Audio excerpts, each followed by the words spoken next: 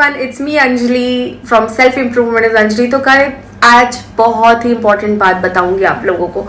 आप लोगों में से कितने लोग ऐसा समझते हैं कि यार हम अपने लाइफ में कुछ नहीं अचीव कर पा रहे, हम अपने गोल तक नहीं पहुंच पा रहे, हमारी जो जिंदगी है हमारे पास वक्त ही नहीं है कि हम अपनी जिंदगी में कुछ बड़ा कर पाए, कुछ अच्छा सोच सके या कुछ अच्छा कर पाए।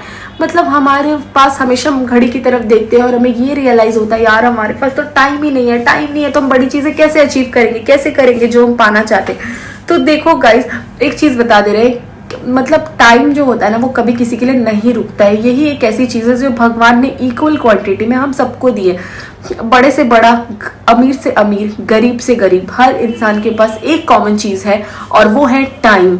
वक्त जो दिन में 24 घंटे आपको मिले हैं वही मुझे मिले हैं, वही किसी और को, बहुत ज़्यादा सक्सेसफुल इंसान को भी मिले हैं। बट फर्क सिर्फ इतना है कि एक सक्सेसफुल इंसान अपने टाइम का सदुपयोग करके, सही टाइम को सही तरीके से यूज़ करके बहुत सक्सेसफुल बन गया, और एक इंसान अपना टाइम होते हुए भी उसको गलत चीज़ों में यूज़ करके अभी तक अनसक्सेसफुल ही बना हुआ है। तो टाइम जो होता है ना उसका परिभाषा हर किसी के लिए अलग होता है। किसी के लिए हर समय रिलैक्स करना, टीवी देखना, बुक्स पढ़ना, ये उनके लिए उनका खुशी है, ये उनके लिए उनका टाइम को ठीक से यूज करना है। बट किसी और के लिए अपने हर एक मिनट को सही करना, उसके लिए उसका टाइम मैनेजमेंट है। तो गाइस हर इंसान के लिए वक्त की परिभाषा अलग है, हर इंसान अलग तरीके से अपने टाइम को खर्च करता है। डिपेंड करता है कि आप अपने वक्त को कुछ इस तरीके से खर्च करें कि आपका जो वक्त है वो आने वाले वक्त में आप ही को पॉजिटिव रिजल्ट्स दे। अगर आप अपने टाइम को सही तरीके से यूज करोगे तो इसमें मेरा या किसी और कोई फायदा नहीं होगा, इसमें असली फायदा सिर्फ और सिर्फ आपका होगा। तो गाइज आज आपको 7 सीक्रेट टिप्स बताती हूँ ऑफ टाइम मैनेजमेंट। अगर आप ये करोगे तो आप अपने लाइफ और अपने गोल्स के काफी करीब पहुंचोगे और आप अपने लाइफ में सेटिस्फाइड भी फील करोगे, बिकॉज आपको ये लगेगा कि सही टाइम रहते हुए आपने सही चीज की जिससे आप सही पोजीशन और सही जगह पे हो। ठीक है, तो बिना टाइम ना वेस्ट किए बढ़ते हैं वीडियो में आगे। तो सबसे पहला जो पॉइंट है वो है prioritise your time. Yes guys, अपने टाइम को prioritise your work and time. इसका मतलब ये होता है कि आपको जो काम करना है, ठीक है, आपको प्रायोरिटी समझनी है कि मेरे पास 10 काम है तो मैं सबसे पहले किसको करूं, क्या काम करने की सबसे ज्यादा मुझे नीड है अभी, क्या काम करूंगा तो मैं कम फंसूंगा या क्या काम करूंगा तो मुझे ज्यादा फायदा इमीडिएटली मिलेगा। तो ये चीज आपको अपनी खुद से समझनी है और उसके हिसाब से एक्शंस लेना है। 10 काम में ये दिखाओ कि ये चूज करो कि कौन से 3-4 काम है जो आप पहले कर लोगे तो जिससे आपको ज्यादा फायदा महसूस होगा। तो जैसे आप वो चीज चुन लोगे, वैसा डिसीजन ले लोगे तो आपका काम और अच्छे तरीके से सही टाइम पे हो पाएगा।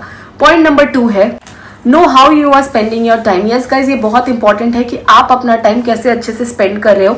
बिकॉज अगर आपको अपना टाइम नहीं समझ में आ रहा है कि कौन सा टाइम, कौन सी चीज में कितना टाइम देना है। सपोज मुझे एक चीज में, किसी का टास्क ए में 10 मिनट देना था, टास्क बी में मुझे 1.5 घंटे लगने वाले थे, मगर मैंने जो 10 मिनट के काम है उसी को करने में 1 घंटे के ऊपर वेस्ट कर दिया, तो फिर बी के लिए मेरे पास कम टाइम बचेगा।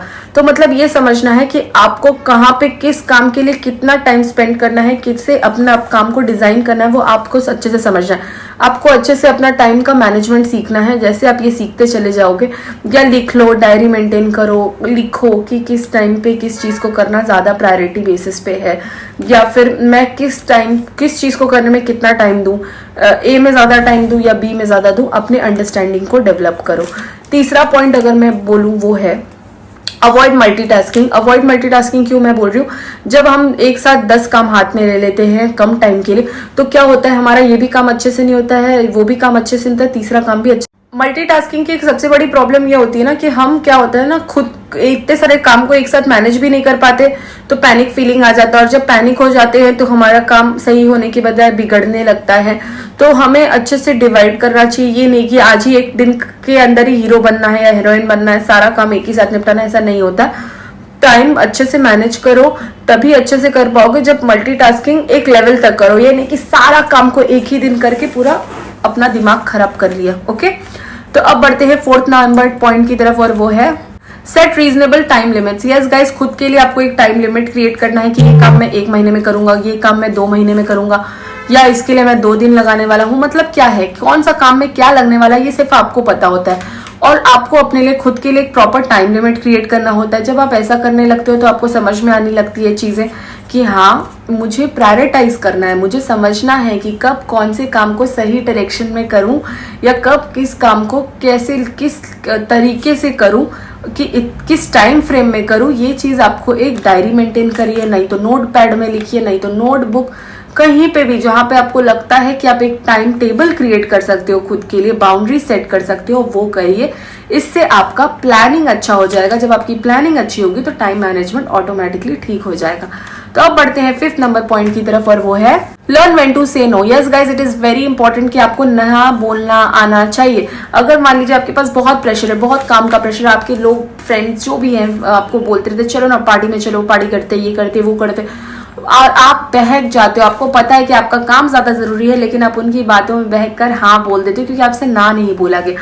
क्योंकि मन ही मन में कहीं ना कहीं आपके अंदर भी ये चीज थी कि नहीं, मुझे ये चीज करने का मन हो रहा है, तो आपने उसी चक्कर में हाँ बोल दिया। और जब आप हाँ बोल दिया, आपको पता है आप मैं फंसने वाला हूँ, मैं फंस जाऊंगा, फिर भी आपने वो कर दिया बिकॉज आपको ना नहीं बोलना आता।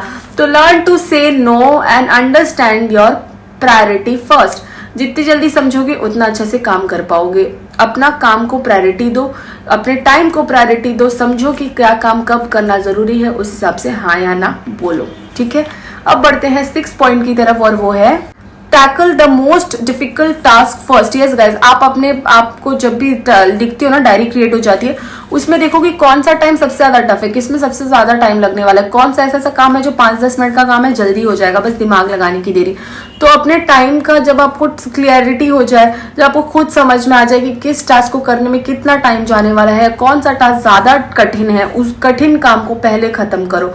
जब वो बर्डन कम हो जाएगा तो आप देखोगे बाकी काम ऑटोमेटिकली स्मूथ हो गया।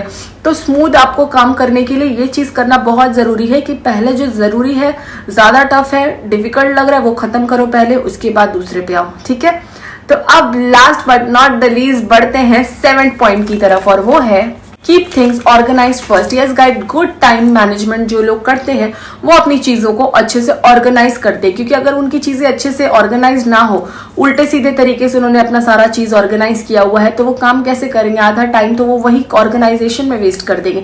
तो अगर आपने हर चीज थोड़ा थोड़ा करके ऑर्गेनाइज किया हुआ है, सही डायरेक्शन में गया हुआ है, सही पार्ट्स में चीजों को रखा हुआ है, अच्छे से मेंटेन किया हुआ है, तो आप देखोगे कि अब आपको बस अपना काम करना है, क्योंकि चीजें तो ऑलरेडी ऑर्गेनाइज्ड हैं। अच्छे से ऑर्गेनाइज्ड चीजों को बस अभी आपको अपना दिमाग लगा के काम करना है। तो ये चीज आपको ध्यान रखना है, चीजों को ऑर्गेनाइज करो, फिर इससे क्या होगा आप देखोगे आपका टाइम मैनेजमेंट ज्यादा अच्छे से हो जाएगा। तो गाइज, आई होप आपको आज की वीडियो अच्छी लगी होगी, इन्फॉर्मेटिव लगी होगी, अच्छी लगी होगी, तो प्लीज ज्यादा से ज्यादा लोगों को शेयर करिए और सब्सक्राइब माय चैनल, और बहुत जल्दी मिलते हैं नेक्स्ट वीडियो पे। Till then bye, take care, thank you.